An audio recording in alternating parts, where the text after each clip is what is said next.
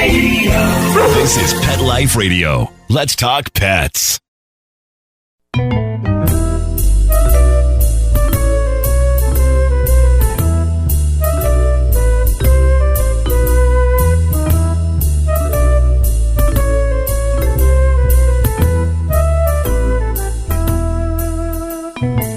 Hello, feline friends. Welcome to Cattitude.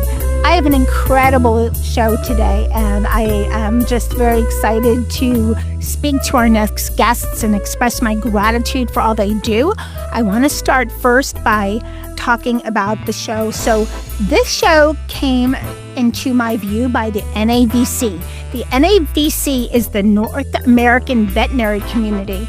And my guests today were recipients of NAVC Gives, which recognizes and supports organizations that make a significant difference in the lives of veterinary professionals and animals. And typically the awards are given to grassroots efforts that make a real impact in local communities across the country.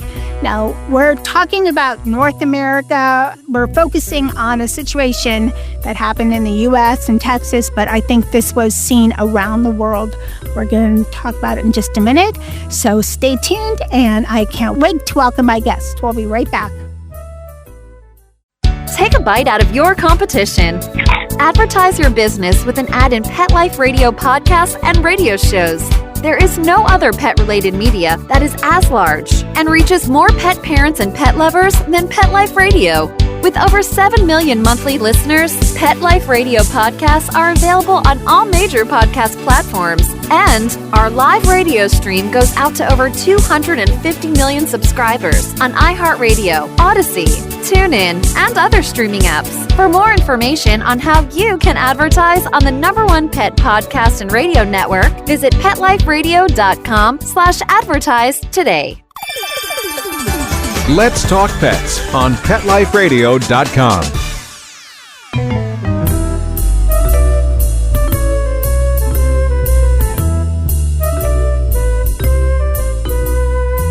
Welcome back, everyone.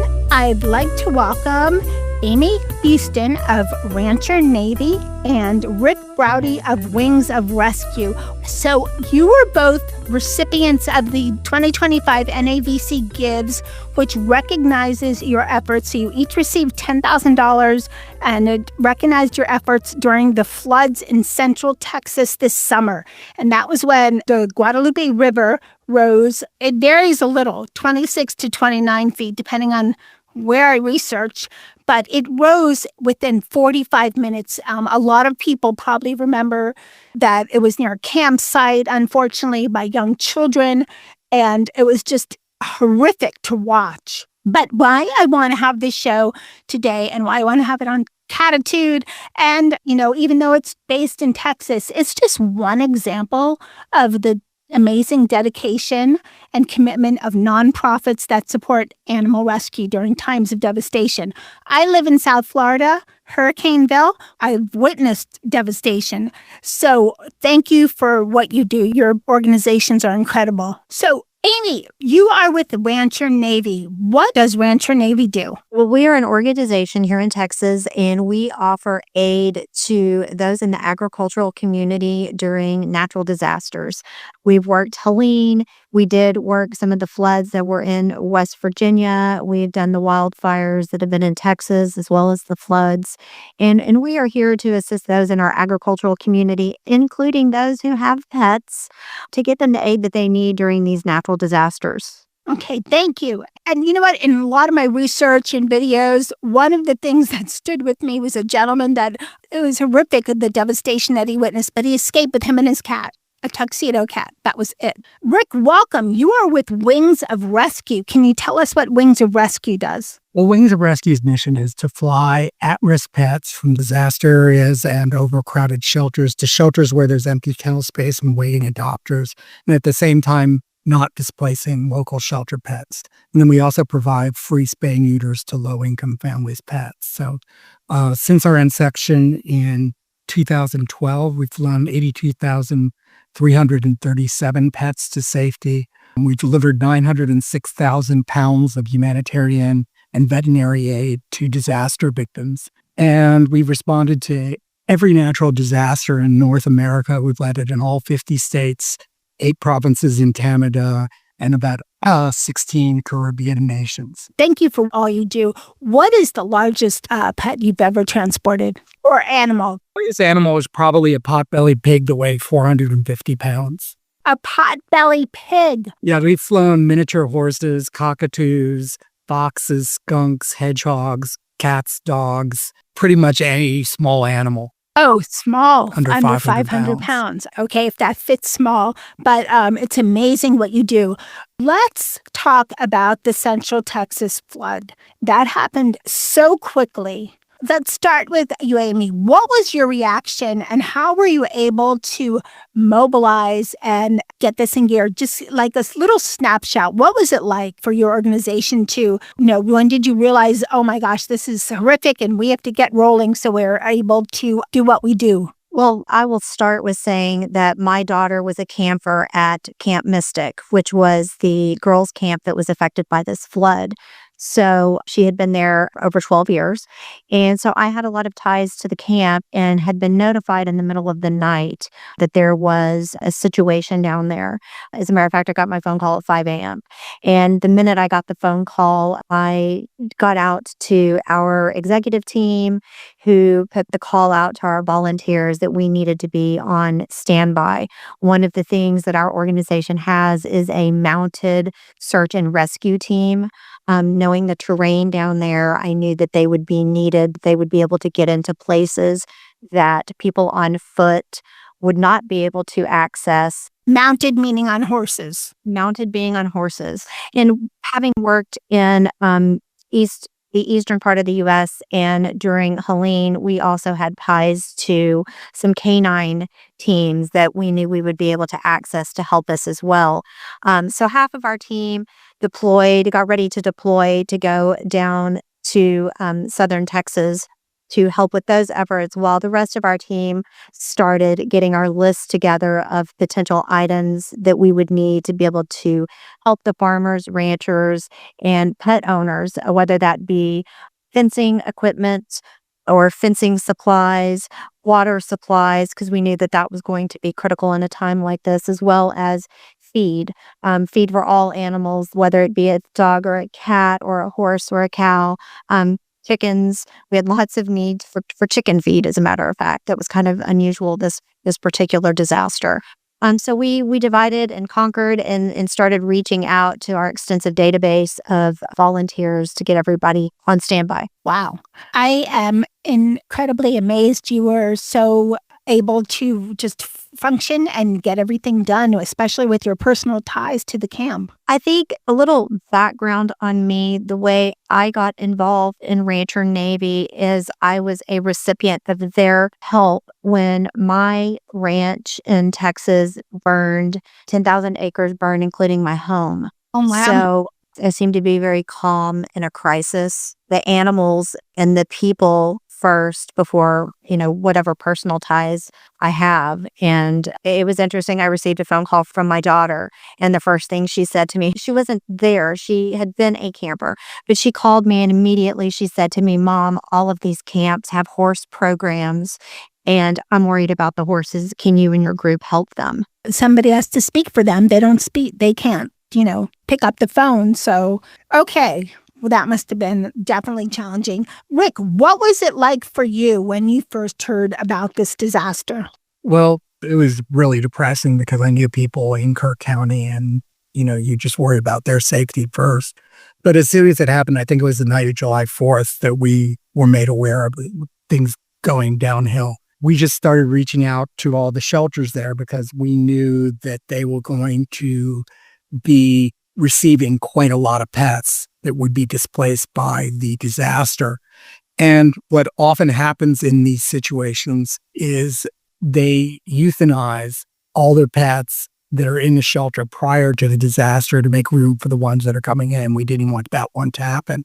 So we reached out to all the shelters that we knew of in that area and were able to arrange flights to safety for over 1,000 pets. Our first flight was on July 8th because we had to get health certificates and get these pets to San Angelo where we could land safely and transport the pets out. And so we just kept coming in, bringing in supplies. We brought in, I believe, something just under 20,000 pounds worth of humanitarian and veterinary aid so that people would have food for their pets and other supplies, medicines and whatnot. And so we were able to just respond very quickly. And for that next 2 weeks, we're just flying out pretty much every other day. Thank you for sharing how you got involved, because that was interesting, even though I'm so sorry for your devastation and your loss. Ric, how did you get involved? Because you started Wings of Rescue, right? I did not start Wings of Rescue. Somebody else started it. I came into it was started in 2012. I came in May of 2014, and I was running the operation since 2017. We started out as just moving basically pets out of California, where I was living at the time, into the Pacific Northwest. And then we grew into, an international operation. It started with Hurricanes Maria, Harvey, and Irma, basically, is what really put us in the disaster business. And I think we've responded to every hurricane, volcano, earthquake, and flood and wildfire since then. The LA wildfires were really big for us this year. We had to do a lot of flights out of there. I now live in South Florida too, like you. And it's, you're just sitting there watching the weather all the time, just like what's going to happen next. And we want to make sure that with our flights that we move out the pets that are in disasters prior to the disaster. We get those out of the shelters, and we don't touch any of the pets that come in after the disaster for 30 days, as you want them to be reunited with their families. And that's what we're trying to do, is get that done so that nobody dies, to make room for the incoming pets, and that the pets will be reunited with the families who hopefully will come and get them. Okay. Wow. That's wonderful. How many pets can fit? So say if you just have dogs and cats, no, huge dogs, how many fit on a plane? Depends what type of plane you use. We did one flight from Hawaii that had 700 pets using a C-130 Hercules, which, was a pretty big plane, one of the biggest ones that's out there. Our normal planes will hold between, we do it on a point system because there's no one size fits all. The other day I had 270 cats on one flight. Was that like a chorus of meows? It's kind of funny. They all fall asleep once we hit 10,000 feet. They're in the same cabin that we are. But once we hit 10,000 feet, they're all quiet. And then we come down. It's like having a, train load of 3-year-olds asking, are we there yet? Okay, we're going to take a quick break and we'll be right back. Real people, real stories. Our little dog developed this lymph problem.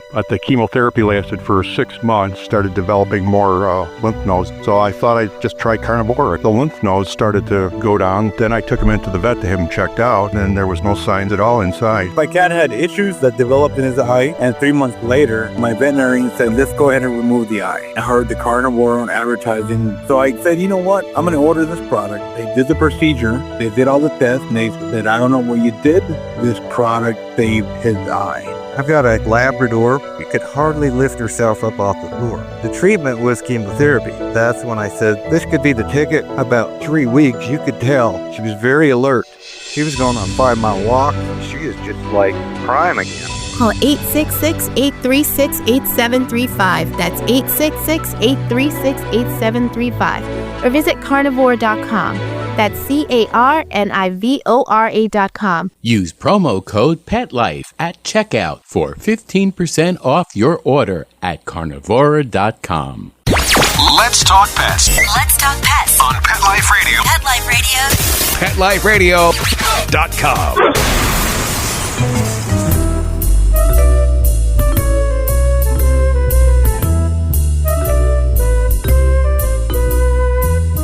Welcome back, everyone. We're talking to the NAVC Gives recipients, Wings of Rescue and Rancher Navy. They were both recipients of the award from NAVC for their work with the floods in Central Texas. Okay, so I'd like to ask both of you, were there any moments during the flooding during this disaster that really surprised you? That's a very hard question. Just whatever you think off the top of your head. I think the thing that did surprise me about this particular disaster was how quickly the water rose. And it was how quickly the water rose. And we have seen floods and I've seen hurricanes, but because of the terrain in which this river lies, the amount of devastation and how quickly there was so much devastation, I was rather surprised. We had mostly worked with wildfires. We had worked a couple of hurricanes, but very few floods. So that's probably what surprised me the most. Wow. Rick, what surprised you the most? Well, it was kind of interesting to me and surprised in a very pleasant way was we would land and we were landing in San Angelo and there were people that had lost their houses, lost every possession, and they were there to help move the pets out of the shelters with no regard to their own situations. And not only were they there, but they were cheerful and there was nobody talking about politics or anything like that. They were just talking about, we want to save these pets. And it was kind of a triumph of the human spirit that I thought you don't normally see in this, fractious days where people were getting together from, all nationalities because there were Hispanic people there as well. Everybody was getting along and everybody was there for the pets. And it was just a lot of selfless effort. And that really surprised me because I've seen a lot of that dissipate in America over the last year. That is good to hear. As you were talking about this, I could feel just the emotions of what you're describing and trying to actually be there. And the selflessness of these people was incredible. We need more of that. So, Rick, how do you stay calm during moments of crisis? Are you naturally calm? Yeah, I think it's a natural thing. I've survived an airplane crash once. I guess I figured once I did that, I could do anything, and remain calm because there's no use in panic, quite frankly. It doesn't achieve anything. So, if you try and detach yourself a certain way and not allowing yourself to be caught in the emotion of a situation because you're there to do a job and to do a job quickly and efficiently. And you want to also be able to do it with compassion for the people that are affected. And, so you just have to stay within yourself. Well, thank you. Amy, how do you stay calm during, times of crisis? This is, your home, your area. How do you do it? I have to agree with Rick. You do compartmentalize everything. When you get there, you have a job to do. And the people that we are working with, it's quite possibly the worst day of their life. And I agree with him. We're there to do a job. We have tasks to do. And, we have to do it with compassion. Everybody that is there that is being affected, they are truly in crisis and they need a calming, soothing voice. And so we try to be those people as well. That's kind of what we have learned. A lot of times when we come to a crisis like this, a lot of us have been there. We've done this before. And so we try to be the calming voice, the one who is forward thinking, because they can't think at that moment in time about what are the next steps. Okay, thank you. Amy, what would you say is the number one thing for our listening audience? So we have most of our listeners are in the U.S., cat lovers, they might have dogs also. What would you say is the most important thing that they need to be aware of just in case there's a natural disaster? Because with global warming and all that kind of stuff, there's strange things happening everywhere. I'm waiting for a blizzard in South Florida, to tell you the truth, because, floods in the mountains and there's all kinds of crazy. So what would you tell people, which, like I said, mostly cat lovers, that this is what you should do just in case anything happens? My best advice for those of you who have pets at home is to make sure that your animals are chipped or well identified. When they do get separated from their humans, people like Rick and myself are trying to reunite them. And with cats and dogs, it's very easy. You can chip them. With larger animals, whether it be a potbelly pig or a horse, if a disaster is impending, if you do not have a way to brand your horse or tattoo your horse, make sure that they have a neck band on or a halter on or something on them that identifies them so that we can try to reunite them or at least house them until we can find them proper home. Okay, thank you. Rick, what would you tell our listening audience? Well, I think Ellen was spot on in what she said about microchips. They're so important. Another thing that you have to remember is if you move, you change your telephone number, you have to update that on your microchip registration because they won't find you otherwise.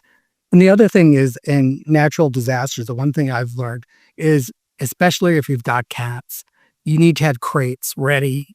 Everybody should have a crate so that you could put your cat in a crate because it's really hard to wrangle a cat in a hurricane or in a flood. And you want to be able to transport them quickly out of if you have to evacuate.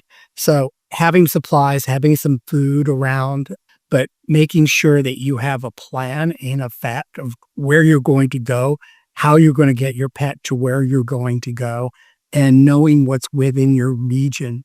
Is there a church that's a central place that you and your family can meet up with your pets? If, let's say, your wife or your husband is somewhere else, is there a place that you can meet?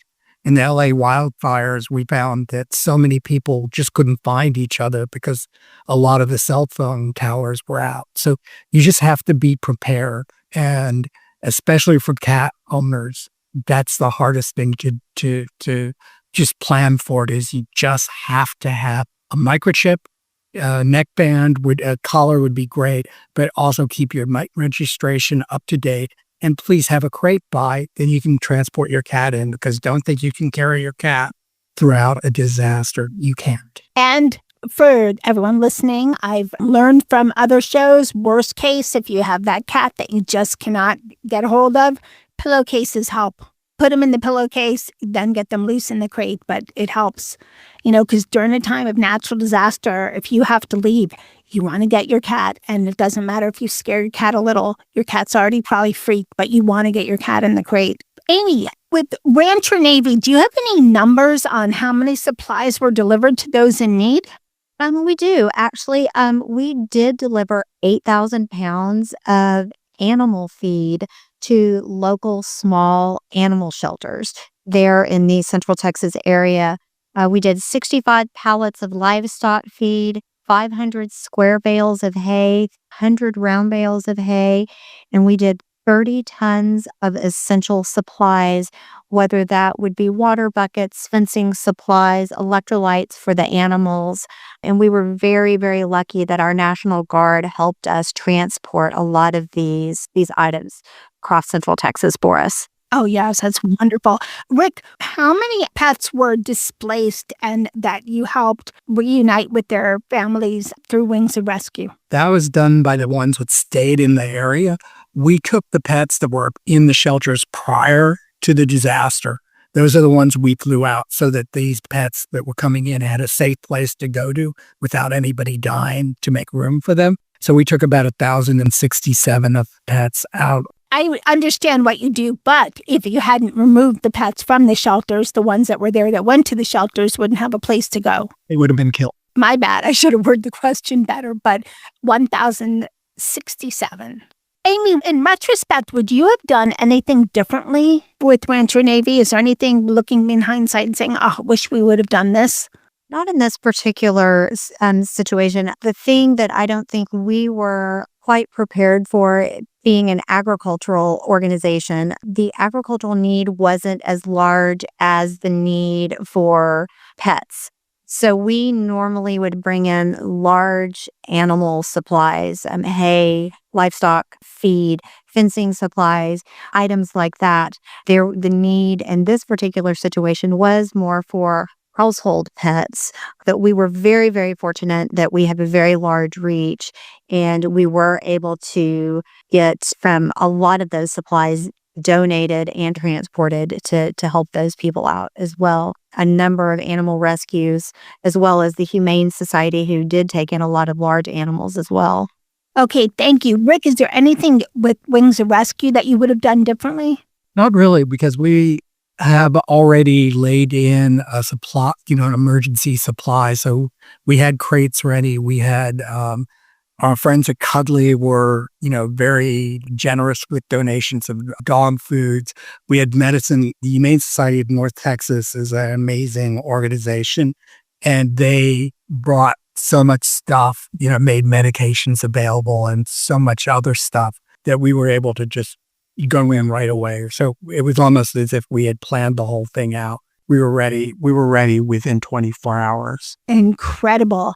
I want to thank you both so much for coming on Cattitude. Where can our listeners find out more about your organizations? You're both nonprofit, and I would like our listeners to know more about you, and if they want to donate, possibly volunteer. Amy, can you go first? And yes, the Rancher Navy does have a website. It's ranchernavy.org. As well as we are on all of the social media platforms. Again, we are a 501c3. We mostly do emergency response in the state of Texas. However, we have recently, in the last 2 years, responded to disasters in other parts of the U.S. Okay, thank you. And Rick, where can people find out more about Wings of Rescue? You can go to wingsofrescue.org, or you can go to our Facebook page, which has about 500,000 followers. And we have Instagram and Threads, and I think we might have a TikTok thing going as well. Just you'll learn about it. There are lots of videos on YouTube, and you can see what we do in real time. I want to thank you both so much for what you do. Thanks to your organizations. We appreciate it so much. So thank you, and congrats on your NAVC Gives Award. Thank you. Thank you very much. What an incredible show. I mean, truly amazing to find out what these organizations do. For those of you listening, this occurred July 4th through 7th in 2025 in Central Texas. It was the Guadalupe River. You can view it, the devastation, of course, on YouTube or something to see the devastation that was done. Thank you, Rancher Navy and Wings of Rescue. I also want to just put out a little disclaimer, if you will. I know we're a Cattitude and we're about cats, but many of us have ties to other animals in our lives. We might have horses as well, or dogs, but it's important to be aware of organizations that do what they do during natural disasters. And we have some great tips, as well as microchipping and having a crate available for your cat. You would not believe how many people I've run into that have 6 cats, 2 crates. How do you do that? 3 cats in a crate? That's not going to happen. So great advice, even, though it was not specifically cat-based. So I hope you have enjoyed the show. I want to thank my cats, Dennis, Charlotte, and Molly. Dennis walks into his crate. Molly would be a challenge. And Charlotte, I would have to run all over the place to try to get her in a crate, but I would do it if there was ever a disaster. And yes, I do have enough crates for all of them. Actually, I have an extra of 4. So thank you. And thanks to my guests, Amy from Rancher Navy and Rick from Wings of Rescue, for coming on Cattitude. Thanks to my listening audience. I know we weren't just focused on cats, but I appreciate you listening to this episode. It's important to be aware of, these organizations that help us out during devastation. Please be sure to visit their website.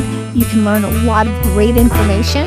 And of course, thank you to my producer, Mark Winter, for all the magic he works to make every episode sound amazing.